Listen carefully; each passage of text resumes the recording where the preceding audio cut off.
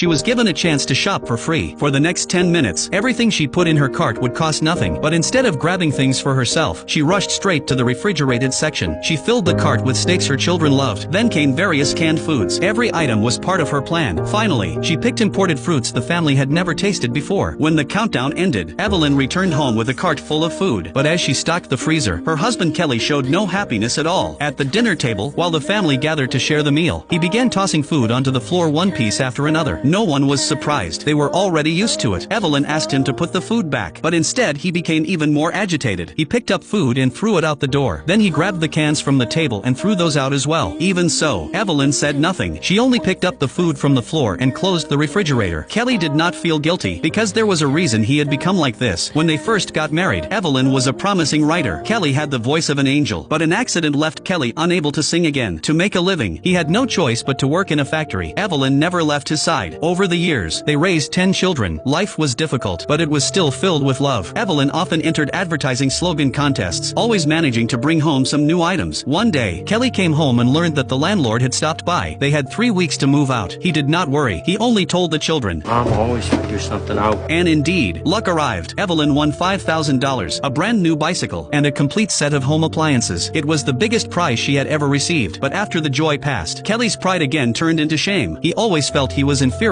to Evelyn. This constant sense of inadequacy often made him lose his temper. When the family finally moved into a new home, with a refrigerator, freezer, and washing machine, Evelyn was excited. She happily showed Kelly the big refrigerator, imagining the day she could fill it up. But Kelly dismissed it, revealing his insecurity. For so many years, apart from drinking, he had contributed almost nothing to the family. That night, Kelly once again lost his temper. He not only quarreled with the neighbors but even tried to throw the refrigerator outside. The police came, and only then did he calm down. After they left, Kelly made Evelyn a cup of tea, his way of apologizing. He explained that he was simply in a bad mood, but Evelyn understood that he would not change. She knew the family depended on her alone. Milk for 10 children was a large expense. Evelyn could not even pour a full glass for each child. One morning, before Kelly went to work, she asked him for milk money. He pulled out all the coins from his pocket, but they were not enough even for one delivery. The children had long since given up hope in their father, but Evelyn still told them that having a goal was a good thing. In order to gather enough for one delivery, Evelyn searched Kelly's pockets again. At that moment, her youngest daughter came running in a panic. She had tried to change her baby brother's diaper but had made a complete mess downstairs. Evelyn did not blame her. She patiently cleaned it all up. The milkman knocked on the door, urging her to hurry. When Evelyn finally opened the door, she asked if she could pay the following week. The milkman was unwilling. No money meant no milk. Just then, the mailman arrived with a letter. Inside was a few dollars Evelyn had won from another contest. It was just enough to pay for the milk. Her youngest daughter apologized for the mess, but Evelyn told her that if she had not caused the delay, they would not have met the mailman at that exact moment. It was fate. And so, the little girl was praised instead. A few days later, Evelyn received another letter. This time, she had won 10 minutes of free shopping at the supermarket. She told Kelly about her plan, saying she would bring home lots of steaks for the children. Hearing this, Kelly, who had just regained a little confidence, sank into insecurity again. But Evelyn always thought of him. She asked if there was anything he wanted. The only thing he asked for was shrimp cocktail, something he had never tasted. The next day, just as described at the beginning, Evelyn began her frantic shopping. Everything went according to plan. When Kelly learned that she had remembered his shrimp cocktail, tears rolled down his face. However, once back home, Kelly's mood turned dark again. Looking at the full refrigerator, he started finding faults, trying to prove his importance in the family. But no one cared. Evelyn said nothing. She simply opened the fridge, took out the shrimp cocktail she had prepared for him, and placed it before him. Faced with her kindness, Kelly immediately softened. Evelyn invited him to sit and enjoy the food with the family. Time passed. Evelyn's prizes almost never stopped. The family's life became better because of her, but Kelly's insecurity never changed. One day, the milkman came again, demanding payment. Evelyn asked Kelly for milk money, but he had already spent it. She had no choice but to ask for credit. The milkman reluctantly agreed, but warned that if she could not pay next week, he would stop delivering. Feeling humiliated, Evelyn still did not blame Kelly. Soon after, Evelyn won another prize. This time it was a sports car and a fully paid weekend trip to New York. But as she was packing, her son got into trouble and was held by the police. To handle the matter, she had to give up the trip. That night, she sat in the sports car, lost in thought. Her son came to apologize for ruining her plans, but Evelyn did not blame him. Over the years, she had already given up far more than this. She wanted to experience what it felt like to drive the car. Her son offered to teach her, but she refused. If she learned, she might not want to part with it. But the family needed to sell the car to cover expenses. Evelyn had already sacrificed too much. Later, Evelyn received a letter from another housewife in Ohio. Her daughter had won second prize in the same contest Evelyn had entered. She wanted to know what Evelyn's first prize slogan had been, and so, the two began corresponding. The woman invited Evelyn Evelyn to join their contestant group. Many of them had achieved good results. Evelyn planned to go, but before she could leave, her youngest son caused trouble again. He had pulled up all the neighbors' tulips. Her trip was cancelled. Not only that, she also had to compensate the neighbors. Still, Evelyn did not scold her son. She faced it together with him. After some time, her daughter finally learned to drive. Evelyn once again prepared for the trip. This time, she left successfully. As they crossed the state border, Evelyn felt the scenery outside turn greener. Before long, they arrived at their destination. The group members welcomed her warmly. There, Evelyn found true friends. Together, these housewives studied how to write perfect advertising slogans. Of course, such activities would eventually end. Evelyn returned home, having gained one last chance to enter a major competition. She began writing her slogan. But soon, a phone call nearly crushed her. The bank informed her that a second mortgage from 3 years earlier would be due in 1 month. This meant that if she did not win the prize, they would have no money to repay. The bank would reclaim the house. The whole family would have nowhere to go. Evelyn had no choice but to tell the children. They blamed their father, but Evelyn insisted they still respect him. There was only one box of food left in the fridge. Evelyn served the last food and unplugged the refrigerator. The family's only hope now depended on the contest. Fortunately, Evelyn's slogan advanced to the finals, but the results would only be announced after 2 weeks. The wait was unbearable. Kelly tried to comfort her, saying there would always be another chance, but Evelyn knew this was the last one. If they did not win, the family would be homeless. The final day to move out arrived. In the afternoon, the children packed their belongings, ready to leave. At that moment, the phone suddenly rang. It was the call that would decide the fate of the entire family. Evelyn listened carefully as the contest results were announced. Do you want to know if Evelyn won? Follow me. I will share the rest of the story soon.